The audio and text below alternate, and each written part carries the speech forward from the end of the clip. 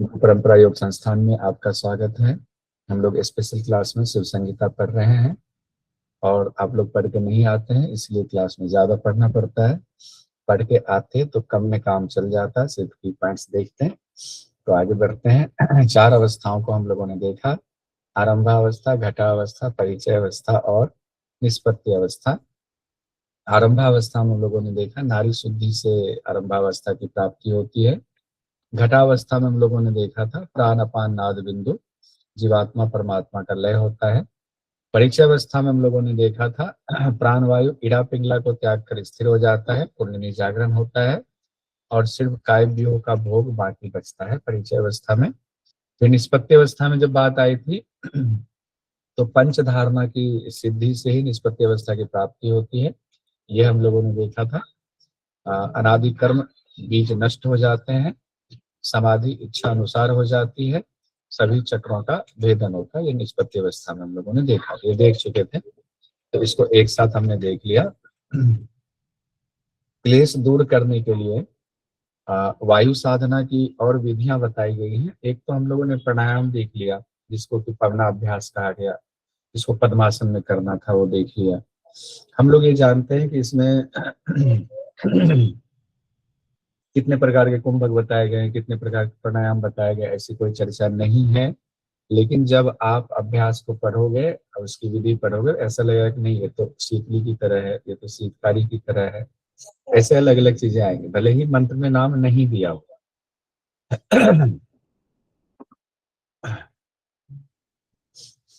तो शीतली प्राणायाम हम लोग देखते हैं, लेकिन शीतली प्राणायाम शिव संगीता में मंत्र में नाम का जिक्र नहीं है। जिह्वा को दृढ़ता से तालु मूल में लगाकर वायुपान करें। जिह्वा को दृढ़ता से तालु मूल में लगाएंगे, वायुपान करेंगे, रोगों का नाश होता है। प्राण और अपान की वायु को विधि से जान करके, प्राण और अपान की वायु की विधि कुछ होती होगी, आध्यात्मिक दृष्टि से यहाँ कहा जा रहा है तो हम उस पर नहीं जाएंगे। जान करके काक चंचू बनाकर, कौवे की चोंच के समान बना करके जिह्वा को शीतल वायु का पान करेंगे तो कहते हैं वह मुक्ति का पात्र बन जाता है। अब देखिए दो बातें कही गई हैं।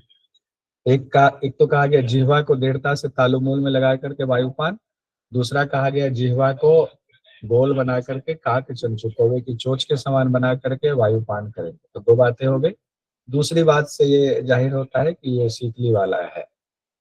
फिर प्रतिदिन अगर हम वायुपान करने लगे यानी शीतली प्राणायाम करने लगे तो क्या होगा?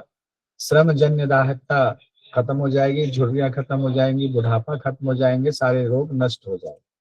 श्रम जन्य दाहकता मतलब जो हम मेहनत करते हैं उससे जो शरीर में गर्मी उत्पन्न होती है, थकान उत्पन्न होती है, उसके लिए यहाँ शब्द आया हुआ है। झुर्रियां और बुढ़ापा कहा गया दूर होगा, सभी रोग नष्ट होंगे। ये तो एक क्रिया बताएगी। उसके बाद और भी कई क्रियाओं का जिक्र है जिसके लिए कोई शब्द नहीं दिया गया है कि पर्टिकुलर ये वाला अभ्यास करने जा रहे हैं, लेकिन अलग अलग क्रिया की चर्चा है। जिह्वा को तालु मूल में लगा करके प्राण वायु का पान करना है तो सारे रोगों का नाश नाश नाश नाश हो जाता है। जो ऊपर आई हुई की बात, जिह्वा को तालु मूल में लगा करके प्राण वायु का पान करेंगे तो ना सारे रोग नष्ट हो जाए। और उसके बाद ठीक अगले मंत्र में कहा गया जो साधक काक चंचू से वायु पान करता है, जो ऊपर हम लोगों ने देखा काक चंचू बना करके वायु पान करना, वह प्राण अपान को जानने वाला मुक्ति का भागी होता है। इसलिए ऐसा नहीं है, उसी को यहाँ पर दूसरे तरीके से कहा गया है। वह प्राण अपान को जानने वाला मुक्ति का भागी बनता है।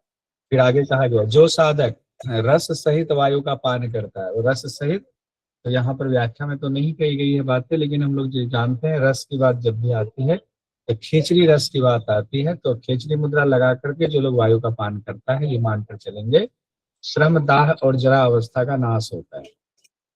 श्रम दाह भी खत्म होता है यानी कि मेहनत का जो थकान है वो खत्म होगा, और जरा अवस्था यानी बुढ़ापा भी खत्म होगा। जो साधक जिह्वा को ऊपर करके चंद्र से सलिल का पान करता है, जिह्वा ऊपर किया और चंद्रमा से उस अमृत का पान किया, सलील कहा गया, उसका पान करने खिचड़ी लगा करके 1 माह में योगिंद्र बन जाता है, मृत्यु को जीत लेता है।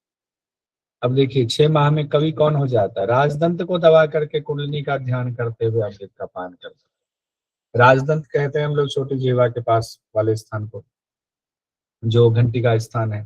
तो राजदंत को दबाया जीवा से, कुंडलिनी का ध्यान किया और अमृत का पान किया, चंद्रमा से गिर रहा है, तो 6 महीने में कवि हो जाते हैं, कवि के समान हो जाता है। अब आगे कहा गया दोनों संध्या यानी सुबह और शाम कुंडलिनी का अगर हम ध्यान करते हैं और काकी मुद्रा में वायुपान करते हैं, तब क्या होगा, क्षय रोग दूर हो जाता है। अब ये एग्जाम में आ सकता है, क्षय रोग दूर करने के क्या उपाय बताए गए हैं शिव संगीता में। तो सुबह शाम कुंडलिनी का ध्यान, काकी मुद्रा में वायुपान, कहा के चंचू बनाकर दिन रात वायुपान करने से रोगों का नाश, दूर श्रवण और दूरदर्शन की शक्ति। कुछ चीजें ऐसे आई हुई हैं जो कई बार रिपीटेशन में आई हुई है, तो कई बार हमें कंफ्यूजन की स्थिति होती है, लेकिन ध्यान रखिएगा जहाँ कंफ्यूजन की स्थिति होंगी वो क्वेश्चन में आपको एग्जाम में नहीं पूछा जाएगा, तो उसके लिए आपके पास ऑप्शन होता है चैलेंज करने का, लेकिन जो टू द पॉइंट है उसमें कहीं कोई दिक्कत नहीं, सवाल पूछे जाने।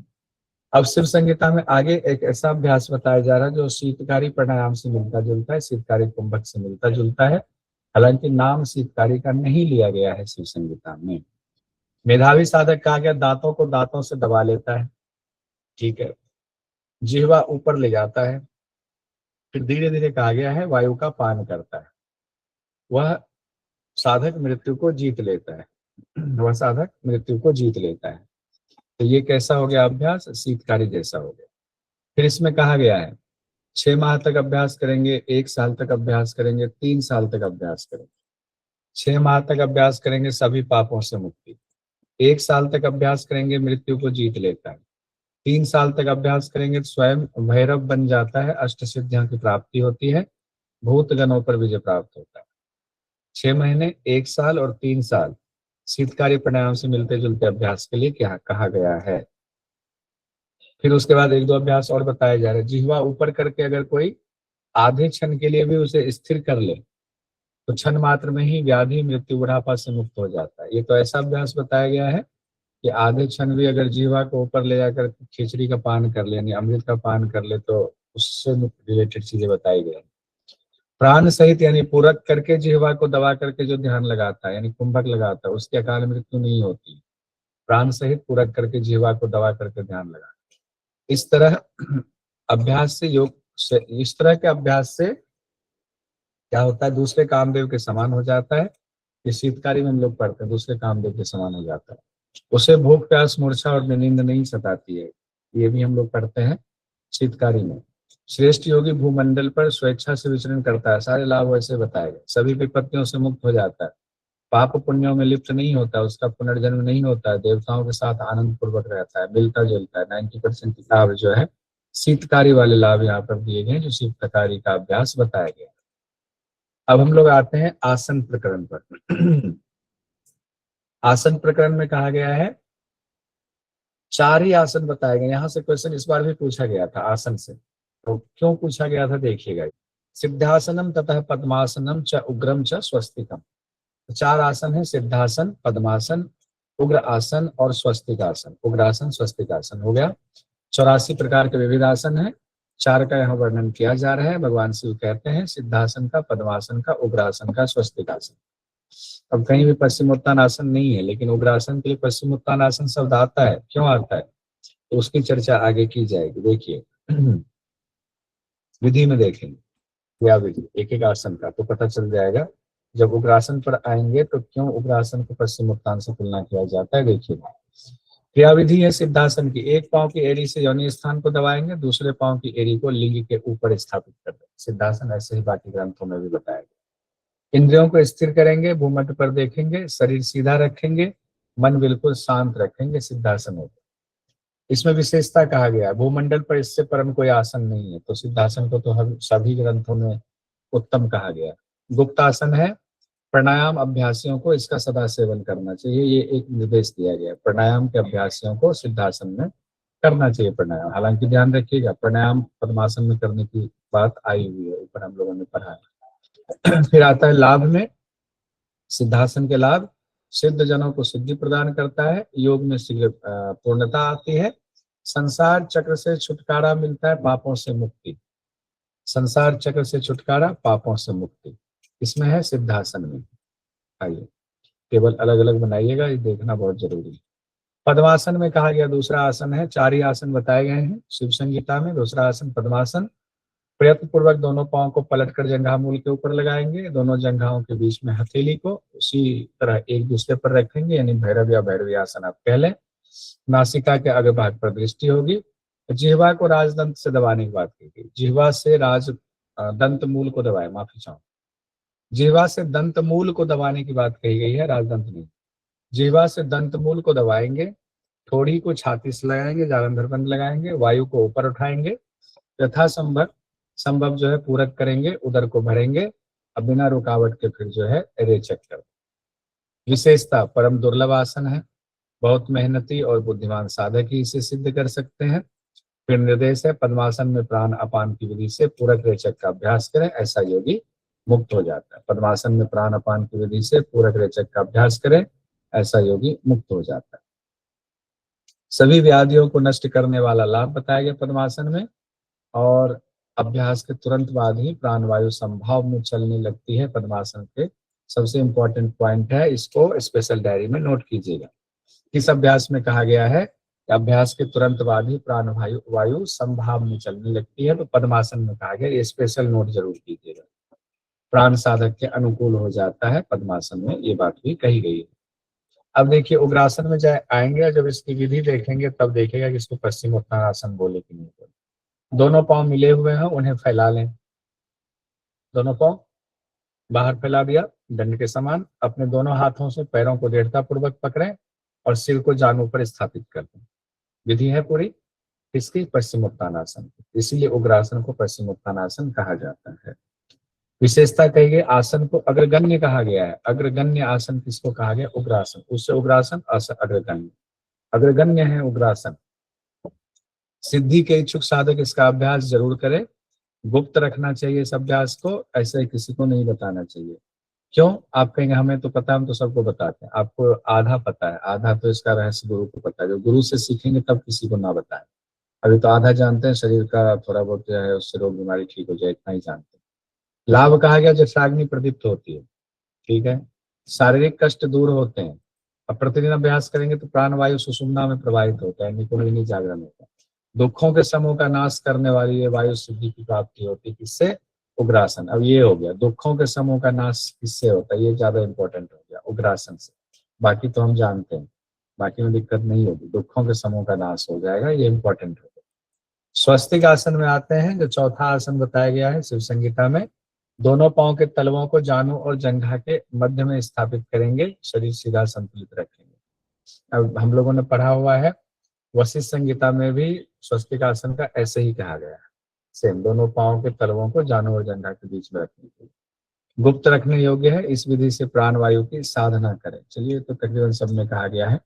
लाभ कहते हैं स्वस्तिक आसन, शरीर में व्याधि नहीं होगी, वायु की सिद्धि होगी, समस्त दुखों का विनाश होगा। आसन कल्याणकारी, समस्त दुखों का विनाश इसमें कहा गया है, और दुखों के समूह का नाश इसमें कहा गया है, उग्रासन, ये ध्यान रखें।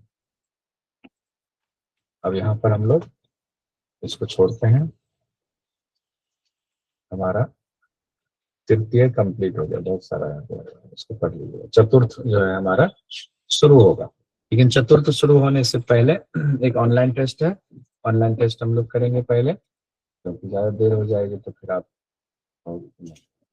ठाकुर जी का आया हुआ है 14, 15 में से 14, एक गलत हो गया है, ऐसा गलत हुआ है, देखें जरा।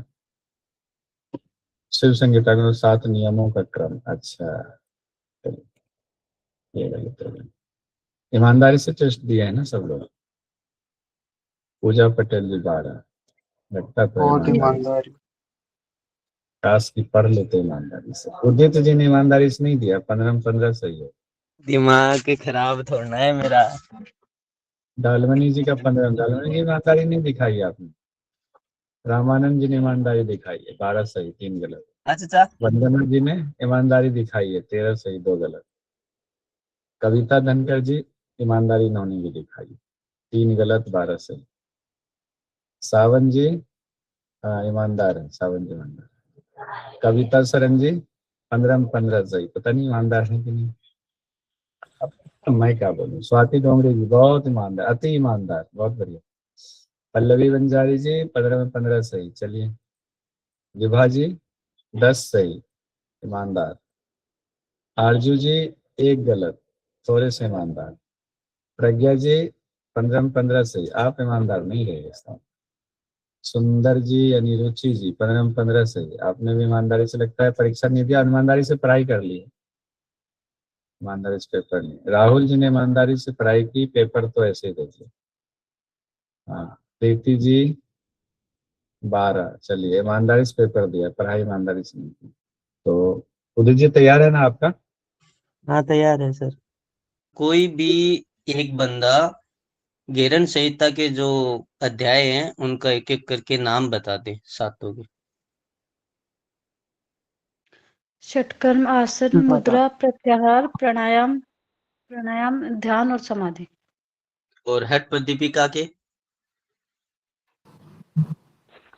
आसन, प्राणायाम, आसन, प्राणायाम, मुद्रा बंध। मुद्रा और मुद्रा समाधि। मुद्रा नादा अनुसंधान। अच्छा मैं दोबारा ना पूछूं ना तो एक बंदा जो बता रहा है वही बताएगा वो चीज भी, मैं दूसरा बोलूं तब वो बताना कोई अदर, ठीक है? जैसे पहले इन्होंने बताया था ना जिससे मैंने पूछा था, उन्हीं से मैं दोबारा पूछ रहा हूँ। चलो तो फिर आरजू जी आप मुझे बताओ षटक्रम कितने हैं और सीक्वेंस से और बता दो उनको। षटकर्म जो हैं 6 बता रखे हैं। धोती, बस्ती, नेति, लोलकी, त्राटक और कपालभाति। और हठ प्रदीपिका में हठ पर दीपिका में है धोती, बस्ती, नेति, नोली, त्राटक, कपालभाति। स्वाति जी आप बताइए हठ प्रदीपिका में षटक्रम।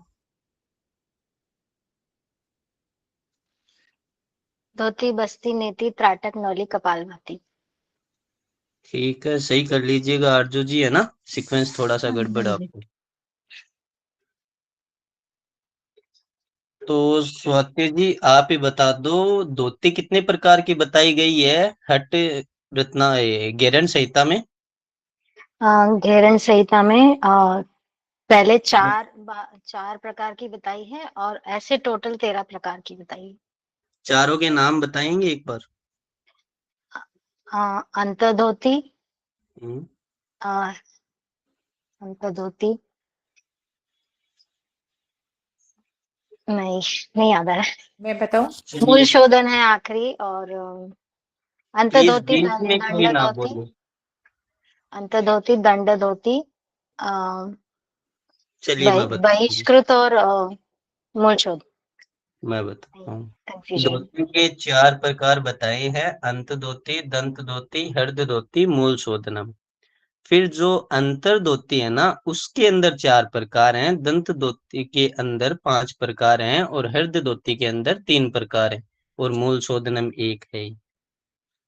तो अगर केवल धोती का पूछे धोती कितने प्रकार की हैं तो 4 प्रकार की बताना है, अंत धोती, दंत धोती, हृद धोती, मूल शोधनम।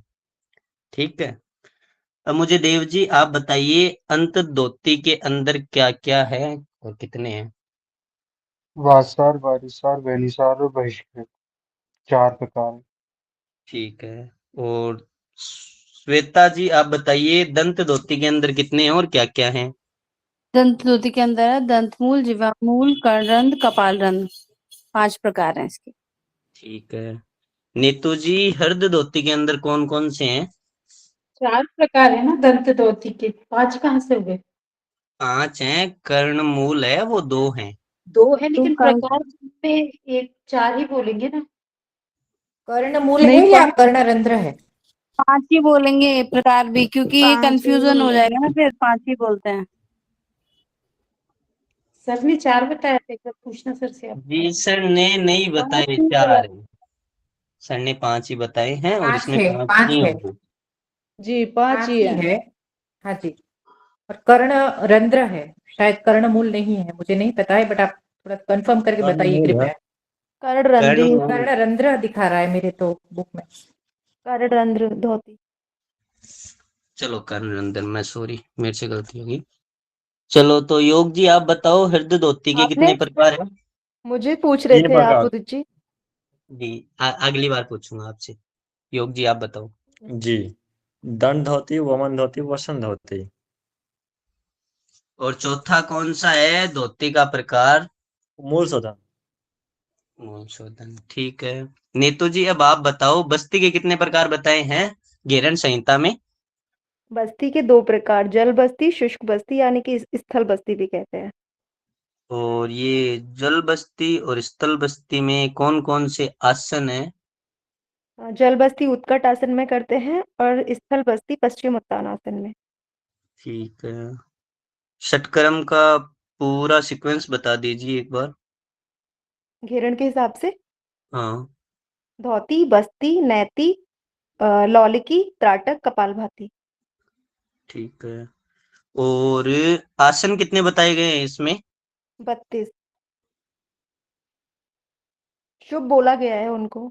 32 आसन हाँ, शुभ बोला है। टोटल कितने आसन बताए हैं? 84 लाख आसन हाँ बताए हैं, इसमें 32 आसनों को शुभ मानना है, ठीक है। हाँ हाँ।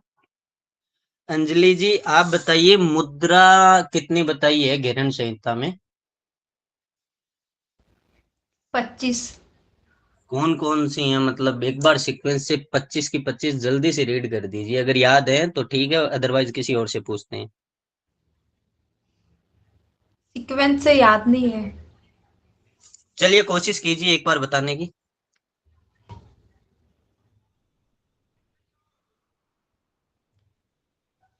देव जी फटाफट बताओ 25 की 25। महामुद्रा, नभोमुद्रा,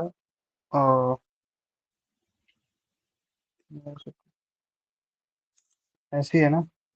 ऐसी यार, महामुद्रा, सही बोल रहे हैं आप। नभोमुद्रा, प्लीज बीच में कोई ना बोले, इनको बस दे दिया तो ये करेंगे खुद अपना। सावन जी दो फटाफट बता दो। हाँ, फटाफट तो की कोशिश करना। महामुद्रा, नभोमुद्रा, उद्यान, जालंधर, मूलबंध, महाबंध, महाबंध आवाज नहीं आ रही है ना। सावन जी की। आवाज कट रही है सावन जी आपकी। मेरे को याद आ गया, मैं बोलूं? चलो देव जी फिर से बताओ। सावन जी आपकी वॉइस क्लियर नहीं आ रही है, सो माइक म्यूट कर लीजिए ना। देव जी महामुद्रा, कंटिन्यू। नभोमुद्रा, उद्यान, मूल, जालंधर। ठीक है? नहीं, गलत है। चलो मैं बताता हूँ, ठीक है। महामुद्रा, नभोमुद्रा, उड्डयन, जालंधर, मूल, महाबंध, महावेदस्य खेचरी, विपरीत करनी, योनि, वज्रोणी, वज्रोली, शक्ति चालनी, ताड़ागी, मांडुकी, सांबवी, पार्थवी, आमसी, आग्नेयी, वायवी, आकाशवी, आकाशी, और अश्विनी, पाश्विनी, काकी, मातंगी, भुजंगिनी। तो भाई लोगों याद करो, ऐसे तो काम नहीं चलने वाला। किसी को भी याद है एक बार सीक्वेंस से जरूर बताएं। आएगा क्वेश्चन एक तो। मैं हाँ बताऊं? बोलो, बताओ। ठीक है। महामुद्रा, नवमुद्रा, उड्डयनम, जालंधर बंध, मूलबंध, महाबंध, महावेदस्य खेचरी, विपरीत योनि, वज्रोली, शक्ति चालनी, ताड़ाकी, मांडुकी, शांभवी, पार्थवी, अंभासी, आग्नेयी, वायवी, आकाशी, अश्विनी, पाशनी, काकी, मातंगी एंड भुजंगिनी। क्योंकि 2024 और 25 में क्वेश्चन आ चुका है इसका, इसलिए मैंने सीक्वेंस से पूछा। बुरा मत मानना कोई भी। अच्छा तो अब बताओ मेरे को, सुंदर जी आप बताओ, प्राणायाम कितने बताए गए हैं? प्राणायाम प्रकार या वो 8 बताए गए हैं। हाँ 8, कौन कौन से क्रम से बता दो एक बार। सहित, उज्जाई, शीतली, सूर्यवेदी, उज्जाई, शीतली, भस्त्रिका, भ्रामरी, मूर्छा, केवली। ठीक है। और हठ दीपिका में कैसे है? हठ प्रदीपिका में है, वो है सूर्यवेदी, उज्जाई, शीतकारी, शीतली, भस्त्रिका, भ्रामरी, मूर्छा, प्लावनी। अच्छा नेहा जी आप बता दो, अब समाधि कितनी है प्रकार, जैसे उसके घेरन संहिता के अनुसार। घेरन संहिता के अनुसार समाधि है ध्यान, नाद, रस, लय। उसके बाद ध्यान, नाद, रस, लय, भक्ति और मनोमूर्छा ऐसे कुछ है सीक्वेंस। 1 मिनट। ध्यान, नाद, रस, लय। एकदम सही बताया, एकदम सही बताया, वेरी गुड। अच्छा, तो अभी आप ही बता दीजिए नेहा जी, जो वो घटस्थ योगस्थ वो श्लोक है ना 2 नंबर का तत्कर्म के लिए, वो एक बार बता दो। कौन सा माया, श्लोक? जिसमें माया, योग, ज्ञान, अहंकार बताया है ना, वो अच्छा। याद है? नास्ति माया समम पापम नास्ति योगात परम बलम, ये वाला। हाँ हाँ सही है। नास्ति तो ज्ञानात परो बंधु अहंकारात परो रिपु। माया के समान जैसे क्या है? नास्ति माया समम पापम। हम्म, तो आप संस्कृत में बोल रहे हो, ठीक है, सही है। माया के समान कोई पाप नहीं है, क्योंकि आपने श्लोक ही पूछा था ना। हम्म। इस शरीर को, मतलब ये शरीर रूपी घट को पकाने के लिए 7 साधन बताए हैं महर्षि गैरण ने। अनिका जी आप बताइए वो 7 साधन कौन से हैं?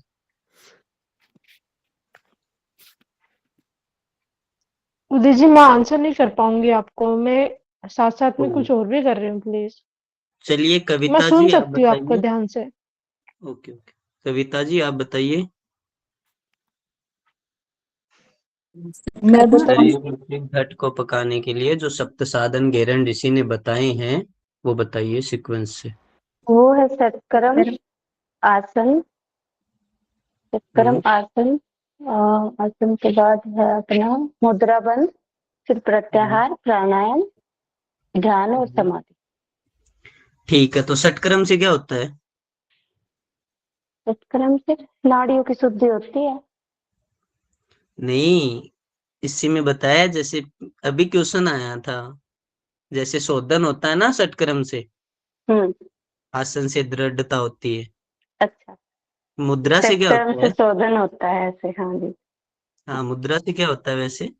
मुद्रा से स्थिरता आती है। और प्रत्याहार से? प्रत्याहार से नहीं, मुझे ध्यान नहीं आ रहा।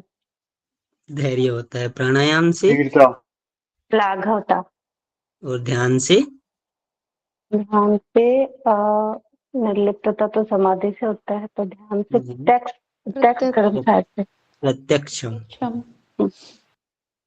अच्छा, तो मुझे अब बताएंगे पूजा जी, आप बता दो हठ प्रदीपिका के अनुसार आसन के लिए क्या कहा गया है? आसन से क्या होता है जैसे हठ प्रदीपिका के अनुसार, पूजा जी। हाँ, आसनों से स्थिरता, आरोग्यता और लागवता। और घेरण संहिता के अनुसार? आसनों से एक सेकंड। आसनों से दृढ़ता आती है। केवल दृढ़ता आती है। तो क्वेश्चन आ सकता है कि हठ प्रदीपिका के अनुसार स्थिरता, आरोग्यता, लाघवता होती है आसन के दौरान, और घेरण के अनुसार केवल दृढ़ता। दृढ़ता। हम्म। चलो ठीक है, तो सूर्यकांत जी आप बताइए, जो दंत मूल धोती है, दंत मूल, तो उसमें कौन कौन से रस हैं? खादिर रस का कहा गया है। और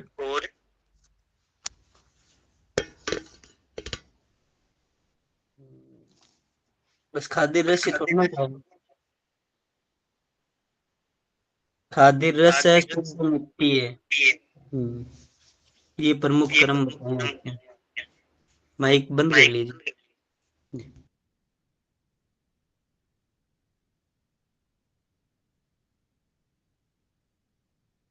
अच्छा प्रियंका जी आप बताइए, जो दंड धोती है, इसमें कौन कौन कौन से वो बताए गए हैं दंड हैं जो? हल्दी का, और हल्दी का बोला, और वैसे ये सिलिकॉन वगैरह की जो ऐसा कुछ होता है ना, मतलब लकड़ी कितनी होती है वैसे होती है आजकल जो अलग यूज होती है वो है। ठीक है, ये तो हो गया, और दो? और तो हरिद्रती में केले का दंड। जी बिल्कुल। वो नहीं याद आ रहा। रंभा दंड, हरिदंड दंड। और बेत्र दंड। हाँ एक। मतलब केला, हल्दी और बेत। ठीक है, जी जी। चलो अब बताओ मुझे, मैं पूछता हूँ श्वेता जी से, वात पित्त कफ ये तीनों मतलब किस धोती के दौरान दूर होते हैं? वात पित्त कफ ये हृद धोती के दौरान। और ठीक है, और पित्त? पित्त हमारा दंड धोती से।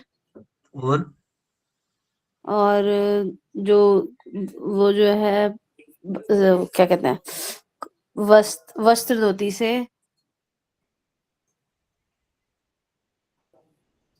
दंड वमन वसन ये आ सकता है केवल पित्त का अगर पूछे, दंड वमन वसन। उदित जी, माफी चाहती हूँ। यहाँ पे आपने बोला पित्त तीनों से होता है, लेकिन पित्त और कफ तीनों से ही होता है, दंड वमन और वसन से, तीनों धोतियों से। हाँ तो अगर केवल पित्त का भी पूछे ना हाँ जी तो ये आएगा। ठीक। हाँ क्योंकि ठीक है ठीक है। समझ रहे हो ना मैं कहाँ बोल रहा हूँ, मतलब जो पढ़ी जिसका याद है वो तो समझ रहा है। अब जैसे कफ का है तो जीवा मूल में भी बताया गया है, कपाल रंध्र में भी बताया गया है, दंड में भी बताया गया है, वसन में भी बताया गया है, वमन में भी है, नेति में भी नेति में भी है, वातक्रम, व्युतक्रम, शीतक्रम इन तीनों में है। आपने एक क्वेश्चन पूछा ना कि वात पित्त कफ, हम्म। यही पूछा था ना कि ये तीनों किससे खत्म होते हैं, हम्म। तो तो इसका ये आंसर दंड क्या था? धोती थी, दंड धोती से। मुझे हृद लगा धोती मैंने बोल रहे आंसर सुना था हृदय धोती। जी नहीं नहीं, हृद धोती से बिल्कुल नहीं, दंड धोती से है। कफ हाँ मैं पित्त सोच और रही थी तेल। दंड धोती ही आंसर, पर हम्म। मुझे सुनाई दिया शायद उन्होंने हृदय धोती बोला या क्या, तो शायद कुछ तो भी गड़बड़ था, तो वो दंड ही होना चाहिए। चलो आप ही बता दो फिर, दिव्य दृष्टि किन षटक्रमों के अंदर, मतलब पार्ट में भी आप आ सकते हो, धोती में भी आ सकते हो, आगे भी जा नेति, सकते हो, तो किस किस के दौरान दिव्य नेति, दृष्टि? त्राटक, कपाल हम्म, रंध्र। और एक और है, मतलब आगे भी चले जाओ खेजड़ी। और ओवरऑल घेरन। अच्छा हाँ खेचरी सही है, बिल्कुल सही है, चारों का याद रखिए, क्वेश्चन भी आया था। कपालरंध्र, नेति, त्राटक और खेचरी, चारों से दिव्य दृष्टि मिलती है।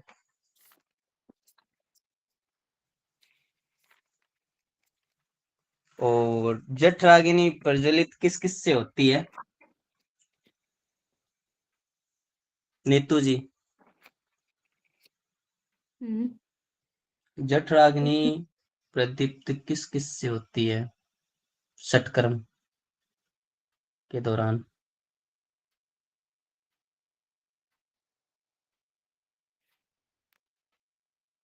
जठराग्नि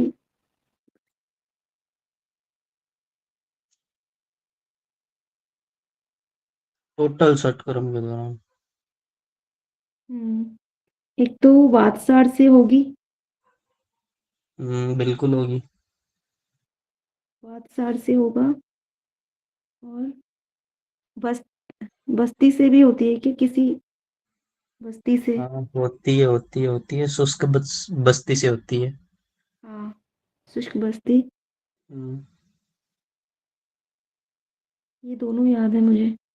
अब मैं बताता हूँ, जो जठराग्नि प्रज्वलित होती है वो वातसार, वारिसार, बहिष्कृत, ये चार हैं। तो केवल जो अग्निसार है ना, वातसार से तो होगी और अग्निसार से भी होगी। मूल शोधन है मूल उसमें, शोधन से भी होती है, हाँ मूल शोधन से भी होगी। मूल शोधन से जठराग्नि प्रज्वलित होगी।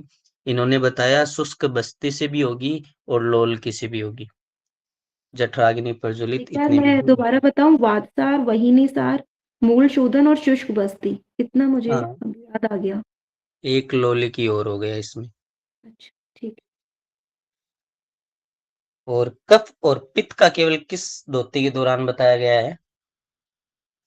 नीतू जी कफ आप ही पित्त, बताओ। हाँ ये तो हृदय धोती है। हाँ हाँ, वही सवाल था मेरा कि रेत धोती में तो तीनों नहीं दिखा रहे हैं। वात पित्त कफ तीनों तो नहीं लिखा है, तो थोड़ा सा नहीं, कंफ्यूजन अब था। उन्होंने कफ वो पित्त एक साथ पूछ लिया ना, कफ पित्त। केवल कफ अच्छा, पित्त पूछा है मैंने, नहीं वात नहीं, वो आगे वाला है पित्त। ना उदित जी, उसका मुझे थोड़ा कंफ्यूजन है, आप थोड़ा सा दूर कीजिए कि आप वात आगे आपने पित्त कफ जो है वो दंड धोती के दौरान तीनों बताए गए हैं। अच्छा, तो श्लोक में नहीं दिख रहा है वात इसीलिए। पित्त श्लेष्म में लिखा है शायद। हाँ हाँ हाँ, श्लेष्म में लिखा तो है मतलब। श्लेष्म का मतलब ही कफ होता है। ओके ओके, ठीक है, धन्यवाद, ओके। उदित जी हम्म। क्लियर करना एक चीज की, खेचरी में दिव्य दृष्टि कहाँ पे है घेरन में? जी मैंने भी ढूंढने की बहुत कोशिश की, आप सर से पूछ सकते हैं। वो आया है, मैं आपको बाद में बता दूंगा, ठीक है, मेंशन कर दूंगा, अभी फिलहाल नहीं, पर बता दूंगा मैं आपको इस भेज पे दूंगा। मैं बता रही हूँ, सर ने उस टाइम पे बताया था खेचरी से, क्योंकि ये हम्म। क्वेश्चन पूछा गया था नेति की सिद्धि होती है, अच्छा नेति। अच्छा, मैं बताता हूँ, जी जी जी जी, हाँ तो मैं हाँ, बताता नेति हूँ। की उससे होती है कनेक्शन था, खेचरी से, वो तो सही है, समझ गई, पर दिव्य दृष्टि कहाँ? उससे मतलब रिलेट किया गया है। हाँ, तो इनडायरेक्टली वैसे आंसर क्वेश्चन वही पूछो है। ना, दिव्य दृष्टि मिलती है, ये तो क्वेश्चन गलत है। क्वेश्चन गलत गलत तो नहीं है है, लेकिन एनटीए ने पूछा है ऐसे। उस तरीके से पूछ उदित लिया जी, था ना। उदित जी, नेति से खेचरी की सिद्धि होती है, त्राटक से हम्म। संभवी की सिद्धि होती है, क्लियर है। पर हम्म। दिव्य दृष्टि मिलती है आप बोल दोगे और फिर कह रहे हो चारों को एक साथ ऐड कर लो, ये तो मतलब ठीक है, सुनो सुनो सुनो मेरी बात। नेति से किसकी सिद्धि होती है? खेचरी। खेचरी की। नेति में क्या होता है, दिव्य दृष्टि होती है या नहीं? हाँ तो खेचरी की सिद्धि हुई है उसमें। एनटीए ने ऐसा पूछा है, मैं नहीं पूछ रहा, इसलिए मैंने चारों को ही बोल दिया। पर आपका खेच क्वेश्चन था दिव्य दृष्टि किससे मिलती है, मैंने हाँ तीनों तो बोले, तो आप अपन बोलते हो खेचरी से भी। तो खेचरी से मानो ना, गलत कहाँ है इसमें? चलो ठीक है, सर से बात करूंगी एक बार। करने भी ऐसा ही, मैंने खुद चारों, अगर नेति ना आए तो खेचरी अपन को करना है, राइट। अगर नेति ना हुआ वहां तो खेचरी करोगे आप, प्रायोरिटी आप नेति को दे सकते हो। और खेचरी मुद्रा में पूरे श्लोक में कहीं पे भी दिव्य दृष्टि नामक एक शब्द नहीं दिखता कहीं पे भी। बिल्कुल आप एकदम से सही हो, पर एनटीए ने ऐसा कुछ हेर फेर किया है इसके साथ, उसके बाद कैलकुलेशन इसका निकाला गया, तो एक दीदी बीच में बोली थी कि सर ये ऐसे ऐसे है, तो उस हिसाब से माना गया है फिर इसको। मैंने बोला था, पता मैंने नहीं अपना किसने बोला था, सर ने एक वीडियो में भी बताया जब क्लास ले रहे थे तो इसके बारे में। मुझे उस जहां टाइम तक तो डायरेक्ट याद मेरे है नहीं पूछते, इसका डायरेक्ट आंसर। क्वेश्चन नहीं है बुक में। मेरे हाँ दिमाग ठीक कभी में कभी है ना, मेरा और दिमाग ही जगह पर चला था थोड़ा सा। भी मैं उसका भी आप उपयोग होता है विपाशा ना, गए जैसे हुए थे रसायन उस टाइम पे। पूछना तो मैं नहीं भी चाहिए था ऑफ लेकिन उसने करते पूछ उस लिया टाइम था। पे। क्या बोल रहे हो देव जी आप?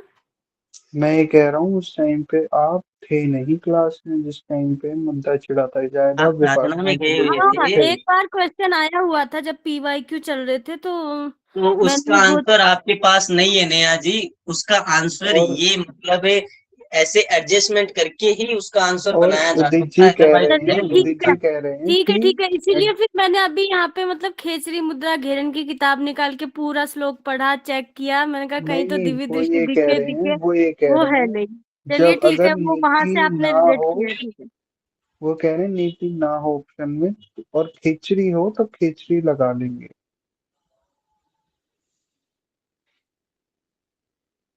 चलो आगे बढ़िए। चलो देव जी फिर आप ही बताओ, खेचरी मुद्रा में सहायक जो धोती है वो कौन सी है? खेचरी मुद्रा में जो सहायक धोती है वो कौन सी है? सहायक धोती। हाँ बिल्कुल, कोशिश करो नेहा जी, अगर ये आता है तो फट से बताओ, किसी को भी आता हो तो बताओ। दंड ये तो धोती हो आप सकती है क्या? दंत जीवा क्या? धोती में आ जाएगा ये। दंत दंत धोती में आएगा। और कौन सी आएगी दंत के अंदर, आएगी कौन सी? जीवा खेचरी में सहायक है। जीवा धोती। बिल्कुल जीवामूल। ऐसे ही सवाल पूछता है आजकल। मतलब जीवामूल सब म्यूट। जी जीवामूल खेचरी ही है ना? हाँ जीवामूल बिल्कुल। खेचरी मुद्रा में सहायक दो होती हैं, जो दंत मूल है और जीवामूल है। जीवामूल। ठीक लेकिन है। ये आपका अच्छा सवाल था, थोड़ा घूम गए थे हम, बहुत अच्छा। दंत मूल किस प्रकार बहुत अच्छा। हाँ, सहायता मैं है खुद घूम गया, मैंने बता कहा ये क्वेश्चन सकते कहाँ पे है। खेचरी दंत मुद्रा में मूल किस प्रकार से सहायता मतलब सहायता ये करती है? ऐसे ऐसे उसकी थोड़ी सी क्रिया मतलब लगती है कि हाँ ये खेचरी है। ओके, अदरवाइज जीवामूल तो वी कैन अंडरस्टैंड, समझ में आ रहा है कि वो सहायता करता होगा, बट दंत मूल का कोई मतलब वो वो आप नहीं मिल विधि रहा है। देखोगे ना उसकी तो पता चल जाएगा आपको। अच्छा आपका क्या नाम है? जेदा हेलो, जी। हाँ आप ही बताओ, जडेजा। गुल्म जबर प्लीहा कुष्ठ कफ पित्त किस धोती के दौरान ठीक होते हैं ये? गुल्म जबर प्लीहा कुष्ठ कफ और पित्त कितने प्रकार के रोग हैं जो ओवरऑल धोती में एक के लिए स्पेशल है? ये आ भी सकता है ना भी आ सकता है, तो बताइए किस धोती के दौरान? सरिता जी आप बताइए। किस वस्त्र वैसे तो ये वस्त्र धोती से हम्म। और 4 अंगुल चौड़े पतले वस्त्र को निगलना चाहिए। नीतू जी बताओ किस धोती के दौरान ये बात आई है? 4 वसंत अंगुल चौड़े पतले वस्त्र को निगलना है वसंत वसंत। वसंत वसंत होती। और कोष्ठ काठिन्य अमाजीर्ण कांति पुष्टि जठ रागिनी ये दूर होती है किससे? श्वेता जी आप बताइए। लौलिकी से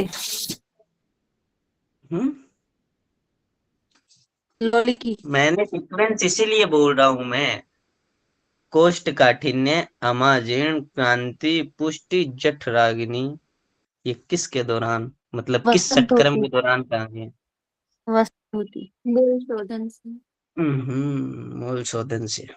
वस्त्र धोती में कहा जा रहे हैं आप?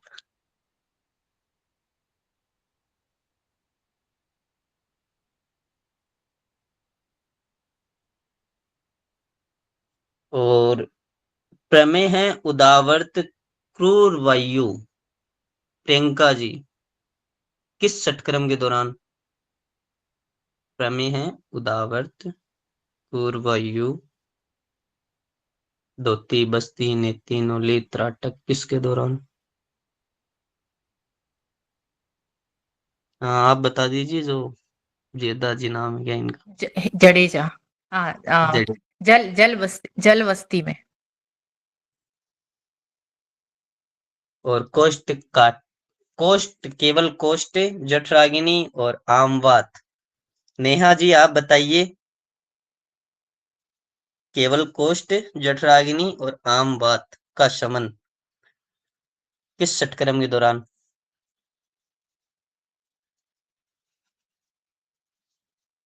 आप ही बता दीजिए। मूल शोधन। जी जी जी। अभी नहीं तो नहीं आपने नहीं शायद पूछा था। नहीं नहीं ये नहीं पूछा था मैंने। ओके, मुझे लगा अभी थोड़ी देर पहले शायद पूछा था। हाँ उसमें था कोष्ठ काठिन्य अमाजीर्ण क्रांति पुष्टि और जठराग्नि ये था मूल शोधन का। टोटल 6 थे उसमें, इसमें 3 ही है शुष्क बस्ती में। जल बस्ती में 3 है। प्रमेय है उदावर्त क्रूर वायु कोष्ठ जठराग्नि और आमवात ये शुष्क बस्ती के दौरान। अच्छा, यहाँ बस्ती और वस्ती शब्द का भी फर्क है ना शायद। बिल्कुल वस्ती बिल्कुल। शब्द घेरण संहिता में दिया है और बस्ती, if I am not wrong, हठ नहीं प्रतिपिका में। फिर भी चल जाएगा आपका। इतना कोई डिफरेंस नहीं रहता, समझ जाओगे वहां क्वेश्चन में जिस हिसाब से होगा वो। अच्छा देव जी, द्वितीय अध्याय घेरण संहिता में कितने आसन की चर्चा है?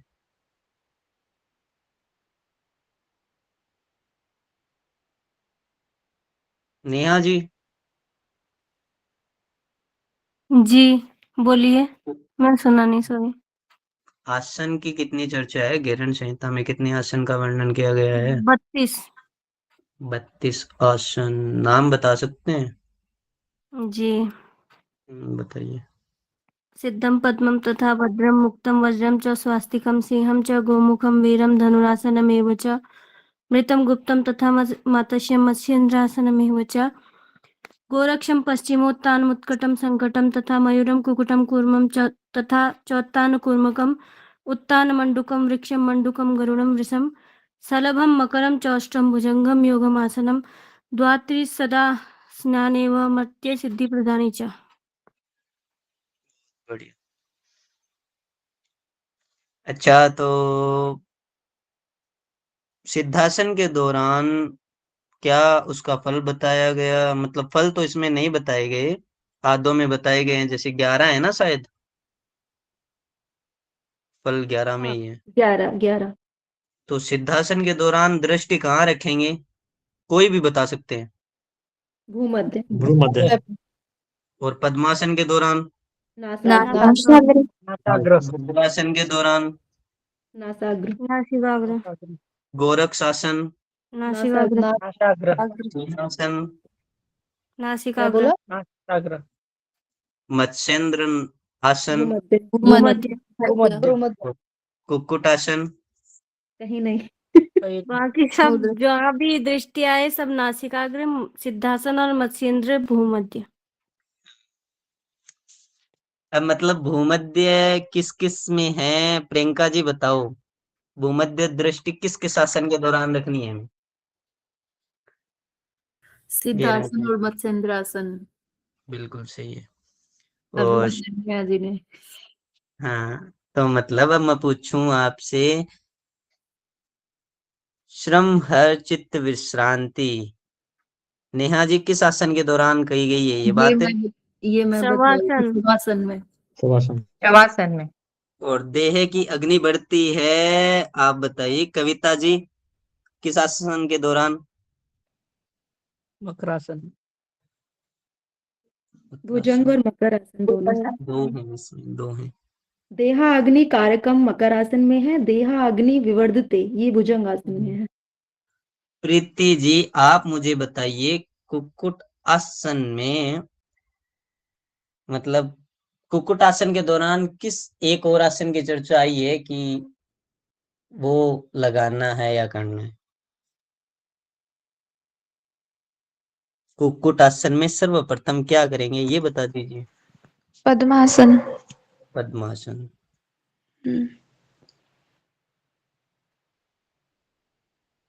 सिद्धासन में सबसे पहले क्या करेंगे, प्रीति जी आप ही बताइए। सिद्धासन में एक पैर को लिंग मूल पर योनि पर रखेंगे और दाएं पैर को बाएं पैर के ऊपर रखेंगे। एक पांव की एडी से योनि स्थान को दबाना है, दूसरे की एडी मिड के ऊपर रखनी है। ओके। एक पांव की एडी से योनि स्थान को दबाना है, दूसरे की दूसरे एडी मिड के ऊपर रखनी है, मतलब लिंग के ऊपर। नीतू जी पद्मासन में क्या करना है? पहले बस एक लाइन बता दीजिए, सबसे पहले क्या करना है?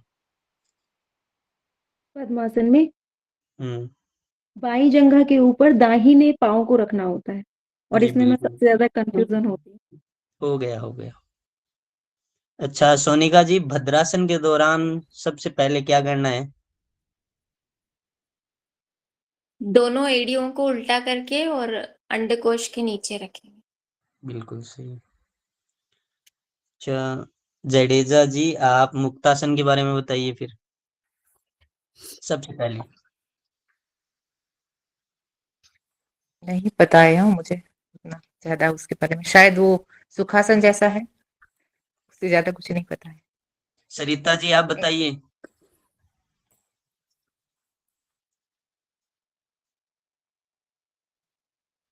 नेहा जी। श्लोक याद है बोल देती हूँ, ठीक है। बोलो बिल्कुल बोलो। पायुमूले वामगुल्फम दक्षगुल्फम तथोपरि समकाया शिरोग्रीवम मुक्तासनम तु सिद्धिदम।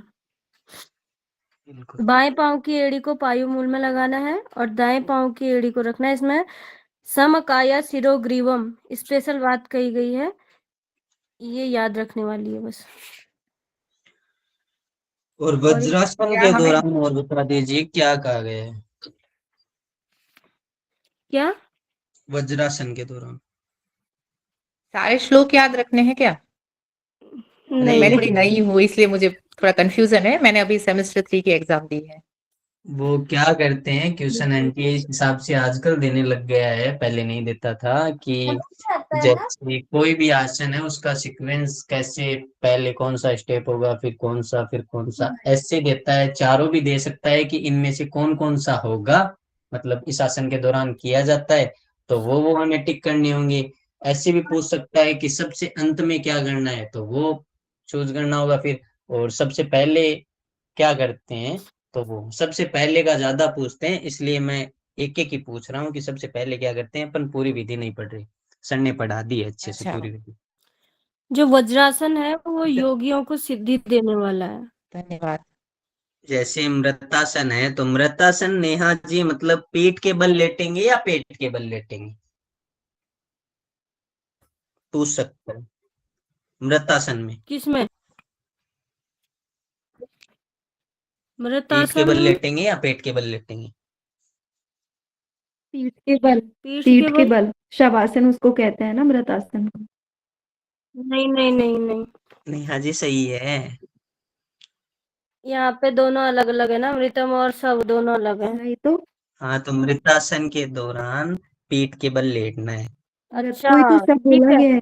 तो यहाँ पे कोई तो मृतासन बोला गया है। हाँ यहाँ पे उसको मृतासन कहा है और वहां शवासन। ठीक है ठीक है ठीक है, यहाँ पे मृत का है ना, वहां पे शवासन का है। उदित जी कितना देर चलने वाली है क्लास? पता नहीं, ये घेरन का थोड़ा सा उलझा हुआ है, तो मैं सोच रहा हूँ क्या पूछूं क्या नहीं, सारा इम्पोर्टेंट है इसमें, आप बता दो फिर। लेकिन आप तो घेरन के साथ साथ हठ प्रतिदीपिका भी पूछने लगे ना। कंपैरेटिव स्टडी चल रही है यहाँ पे। हाँ जी। नहीं, वो कंपेरेटिव स्टडी बाद में करेंगे, बहुत मजा आएगा उसमें, और जिसने दीदी मैं ज्वाइन किया है। बोलो। जा रही हूँ क्लास से, गुड नाइट, हरिओम सभी को। कितने महीनों की मेहनत की आवश्यकता होती है प्रोबेबली, मतलब बता नहीं सकती कितने महीने में। नहीं मतलब वो आप लोग, मैंने देखा एक नोटिस किया कि इतने अच्छे से श्लोक सारे याद है, सीक्वेंस वाइज याद है, तो ये बहुत समय लंबा तो लगता अभ्यास ये होगा। तो हाँ नहीं, रोज रोज दो 10 तीन साल घंटे से देते मेहनत हैं। कर रही है वो, 2-3 साल अच्छा से अच्छा मेहनत कर रही है। 6 महीने में रोज अच्छा 10 अच्छा। घंटे दे तो क्योंकि एक यार साल में नेहा जी बता पूर्वज क्योंकि हमारी, क्योंकि तो पता उनसे है पूछो। कि मास्टर्स में तो आता देव जी था मैं बट इतना पूर्वज डिटेल में नहीं नहीं आता हूँ। था, इसलिए। चलिए, आप नेहा जी से कॉल पे बात कर लीजिएगा, वो आपको पूरा बता देंगे। मैं खुद नया वो हूँ, इसी आपको बारे में पूरा मुझे बता नहीं नहीं देंगे। है। धन्यवाद। नहीं हाँ उदित जी। जी, उनको जडेजा जी को बोलिए सुबह 4 बजे उठ के आ जाए, याद हो जाएंगे। नहीं, नेहा जी को वो कॉल कर लेंगे तो नेहा जी उठा देंगे इनको 4 हाँ, तो बजे। नेहा जी सिखा रही है ना सुबह 4 बजे। हाँ, नेहा जी बिल्कुल सिखाते हैं। जी मैं खुद नया हूँ, मुझे पता नहीं, थोड़े दिन पहले ही मुझे पता लगा था। उदित जी बोलो मैं खुद नहीं जाता हूँ। क्यों बेइज्जती कर रहे हो यार, चुप रहो ना। एक बार सुबह 25 4 बजे मुद्राओं का उदित जी बता को दो उठाने नेहा जाओ। जी, लेवल और 3 फिर सो तक तो जाना। किया था, तब इतना डिफिकल्ट नहीं लगा था, मतलब ऐसा नहीं लगा था कि कुछ फोर्सफुली याद रखना पड़ा। अभी थोड़ा लग रहा है कि याद रखना पड़ेगा, वो तब तक ऐसा लग रहा था नेचुरली याद रह रहा है। जी बिल्कुल। देखो, अब नेहा जी से एक सवाल पूछता हूँ, वो मतलब आ सकता है और गलत भी हो सकता है, बहुत सारों का, मेरा भी हो सकता है। नेहा जी, खेचरी मुद्रा के दौरान जीवा लंबी करने के लिए, मतलब या करने से पहले, वो जो हाँ, छेदन पालन दोहन है, वो क्या है सीक्वेंस में, उसको बताएंगे एक बार घेरन के अनुसार? छेदन चालन दोहन, यही सीक्वेंस करना होता है। ये गलत है। अब ये है हठ प्रदीपिका का, इसका क्या है तो? इसका लास्ट में कर्षण हो रहा है, एक और ऐड कर दिया। क्या कर दिया है? छेदन पालन दोहन और कर्षण, कृषण जिसको बोलते हैं, ये है घेरन संहिता का खेचरी के दौरान। और छेदन चालन दोहन है, वो हठ प्रदीपिका का है। सर ने थोड़ी देर पहले उसमें एक क्वेश्चन दिया था, उसमें ए बी था, ए बी सी था, ए डी ऐसे कुछ था, तो मतलब 2 भी हो सकते हैं, 3 भी हो सकते हैं, 4 भी हो सकते हैं। तो इस हिसाब से आ सकता है छेदन चालन दोहन ए बी सी, छेदन चालन दोहन कर्षण ए बी सी डी। कर्षण मतलब क्या कह रहे हो यहाँ पे, वो समझ नहीं आ रहा। उच्चारण कर्षण ही है उसका। कर्षण मतलब खींचना, क्रिया कर मतलब खींचना, कर्षण करना। देख लीजिएगा आप केसरी को, तभी तो मैंने आपसे मंगवाया था वो, याद है? हाँ, चिमटी से खींचने का बताया है। कर्षण भी बताया गया है यहाँ नोट पे। इम्पोर्टेंट क्वेश्चन हो सकता है। लोहे के चिमटे से खींचने का बताया है। कृष्ण। हाँ, तो छेदन चालन दोहन कृष्ण हो गया घेरण के अनुसार, छेदन चालन दोहन हो गया हठ प्रतिबिका के अनुसार। एक बार पढ़ के मैं बता देता हूँ। खेचरी के दौरान दिव्य दृष्टि भूमध्य में रखनी है। जीवा को लंबी करने के लिए छेदन चालन दोहन कृष्ण क्रिया करते हैं। नवनीत मक्खन से दोहन करते हैं। लोहे यंत्र से जीवा को खींचना है। और फल इसमें बताए गए हैं। जो इसका नित्य अभ्यास करता है, न तो मूर्छा, न क्षुधा, न तृष्णा, आलस्य, रोग, जरा, मृत्यु आती है उसको। शरीर देवता के समान दिव्य हो जाता है। शरीर को न अग्नि जला सकती है, वायु सुखा नहीं सकती, पानी भिगा नहीं सकता, और सांप काटता है तो मतलब उसका विष का असर नहीं होगा। शरीर में सुंदरता भी मतलब लावण्य खेचरी के दौरान आता है, और समाधि स्थिर होती है। जीवा के स्वाद की भी चर्चा आई है, ये भी थोड़ा सा अलग है। ये भी मतलब लिखिएगा घेरण का और प्रतिबिका का दोनों का। स्वाति जी आप बताएंगे मतलब स्वाद कौन कौन से बताए गए हैं खेचरी के दौरान घेरण संहिता में? हाँ नीतू जी। जी, लवण, मुझे नहीं आता है। क्षार, तिक्त, कसाय और उसके बाद मक्खन, फिर धृत, फिर दूध, दही जिसको दधी कहते हैं यहाँ संस्कृत में, दधी के बाद तक्र, मधु, मधु के बाद पीयूष। द्राक्षा पीयूष सही। अच्छा, द्राक्षा आएगा पहले, द्राक्षा पीयूष। द्राक्षा पीयूष।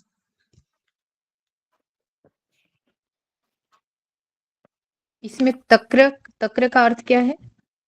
छाछ जिसको हम कहते हैं ना। Okay okay, thank you. विपरीत करने में मतलब फल है या लाभ है वो बता सकते हैं कोई भी? विपरीत करने से क्या क्या बेनिफिट होते हैं? वृद्धावस्था और मृत्यु, सभी लोगों में सिद्धि होती है। और साधक प्रलय काल में भी दुखी नहीं होता।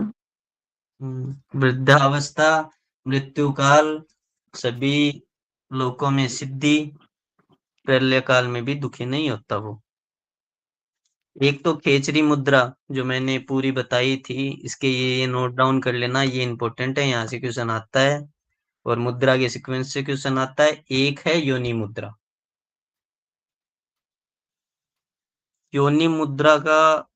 योनि मुद्रा किस आसन में करनी है मतलब?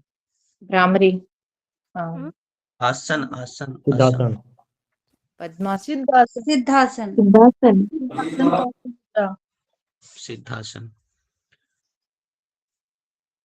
अच्छा, इसमें एक और बताया था कि मतलब विधि कैसे करेंगे, मतलब इसकी योनि मुद्रा की विधि क्या है? कौवे की चोंच बना के सिद्धासन में बैठकर दोनों अंगूठों से कानों को पहले दोनों तर्जनी उंगली से नेत्र को, जैसे अश्वनी मुद्रा टाइप में, मध्यमा से नासिका, षणमुखी मुद्रा की तरह।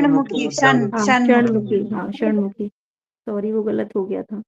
षणमुखी मुद्रा बना के और मध्यमा से नासिका और अनामिका से मुख को बंद करेंगे, ऐसा बताया।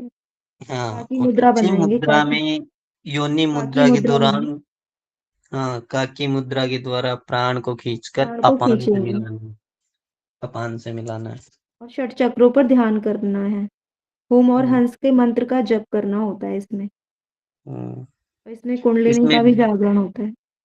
पूजा जी भावना कैसी करेंगे, मतलब योनि मुद्रा के दौरान?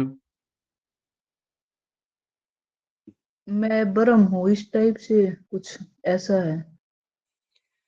शिव के साथ शक्ति संपन्न होकर सुख पूर्वक विहार कर रहा हूँ, मैं आनंद में स्वयंभू ब्रह्मा हूँ, ऐसे कुछ है ना? जी। अच्छा, इसमें जो फल बताए गए हैं, मतलब जैसे गुरु तलबक, वो बताएंगे एक बार, अब अगर आपको याद है?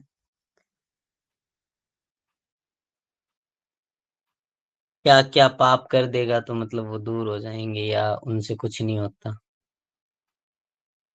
योनि मुद्रा के दौरान ही है, मैं बताता जी। हूँ। मैं बताऊं? बताओ। तल इससे पद ब्रह्म हत्या और ऐसे ही है, इससे सुरापा। ब्रह्म हत्या का पाप और भ्रूण हत्या जैसे, और सुरापी पाप भी बताया था, और महापाप, इस तरीके जी। से पाप, मुक्तों घोर से पाप, मुक्ति मिल जाती है। महापाप, उपपाप। सुरापी, उपपाप। ये जो योनि मुद्रा है, ये देवताओं के लिए भी दुर्लभ बताई गई है। ब्रह्म हत्या, भ्रूण हत्या, सुरापी, गुरु तल्पक, ये मतलब तभी देवताओं के लिए दुर्लभ बताई गई है इस मुद्रा को। और इसमें एक जो खास बात है वो ये, योनि मुद्रा के दौरान अंगूठे से, तर्जनी से, मध्यमा से, अनामिका से सभी द्वारों को, ऊपर वाले को बंद करना है। ये विधि है। काकी मुद्रा लगाकर और प्राण को खींचकर अपान से मिलाना है। प्राण को अपान से खींचकर समाधि भी मिल जाती है ना, समाधि ध्यान की शट प्राप्ति होती चक्र है, पे। ऐसा भी बताया है ना, समाधि की प्राप्ति होती है। हाँ, समाधि की नियमित प्राप्ति अभ्यास होती अगर आप करोगे तो समाधि की प्राप्ति हो जाएगी। पाप, घोर पाप, उपपाप, ये सब मिट जाते हैं एक इससे। और था ना योनि मुद्रा के, एक और आसन किया जाता है, कुछ ऐसा कुछ था। सिद्धासन करते हैं ना? नहीं नहीं, नहीं, एक ये था बताया जो, था सरिता जी, एक ये बताया है, योनि मुद्रा से पहले या बाद हाँ में, हाँ मैं हाँ वो हाँ कौन सा मुद्रा शक्ति करनी चाहिए, चालन शायद था वो शक्ति चालनी शक्ति मुद्रा करनी चाहिए, हाँ ऐसे हाँ, बताया।